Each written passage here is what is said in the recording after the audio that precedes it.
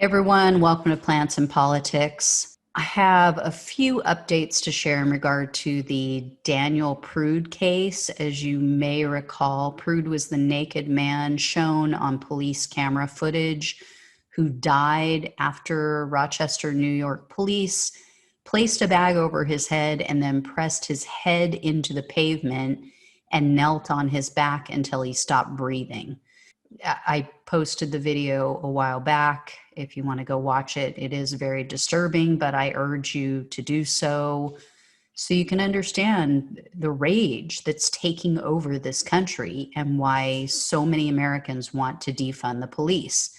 This was a perfect example of why resources allocated to the police need to be moved to other organizations and groups that know what they're doing, that can handle situations like this better and not murder people. I mean, that's all people are asking for. So even though Daniel Prude was murdered months ago, because his death, this incident occurred even before George Floyd's murder.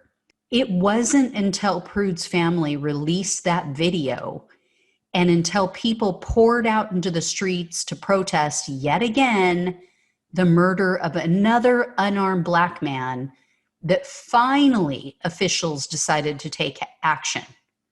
So here's what has happened since the public found out about this murder and since this video leaked. 7 officers have been suspended by the Rochester mayor, which is nowhere near enough. Why were they not suspended in March when Prude was first killed? I mean, we may all have just seen this video recently, but they had this video all along and they did nothing. Now, all of a sudden, 6 months after this man's death, the New York Attorney General has finally impaneled a grand jury in regard to the investigation of what happened that night and to possibly indict these officers. 6 months later, would they have done it if that video didn't leak?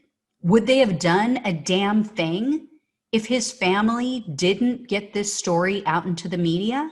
And one of the really shocking facts is that the mayor said that she didn't get the full story until August, after an attorney for Daniel Prude's family made an open records request.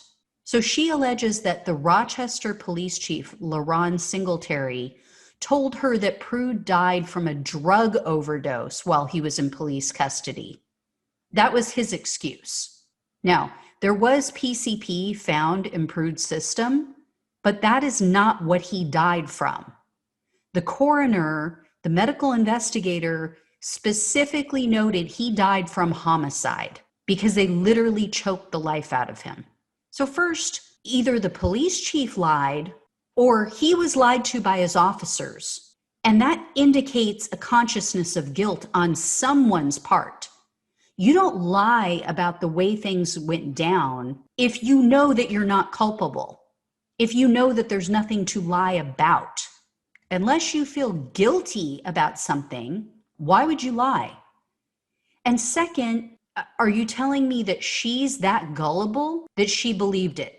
So she thinks that her officers are so inept that they would take someone into custody without searching them first, and that they wouldn't have found the drugs? And if the officers lied to Singletary, does he believe that his officers are that inept? He never questioned it? The good news, not that there's really any good news in this, because a man is dead. A father, a brother, a son is dead for no reason. But Singletary and the rest of his command staff has taken retirement. They've decided to leave the force. Some haven't left. Some have just stepped down to other positions. But the mayor flat out refused to fire him, even though someone clearly lied. But Singletary is out there playing the victim card. He's claiming that outside sources are trying to destroy his character. Well, I'm sorry. Either he's an easily duped and weak leader, or he was in on the cover-up. And the attorney for Daniel Prude's children definitely believes that there was a cover-up. He said on the record, quote, "Clearly, the conduct of the officers in Mr. Prude's case was inhumane, and the subsequent cover-up was unacceptable." Yeah, somebody covered this up. They knew what they did was wrong. They knew that they caused this man's death. And everyone sat on their hands until public outcry. So don't tell me that people shouldn't be out protesting, because obviously that's the only way we're going to ever get anything done in this freaking country, because the powers that be don't give a shit. Oh, it's just another dead black man to them. They don't care.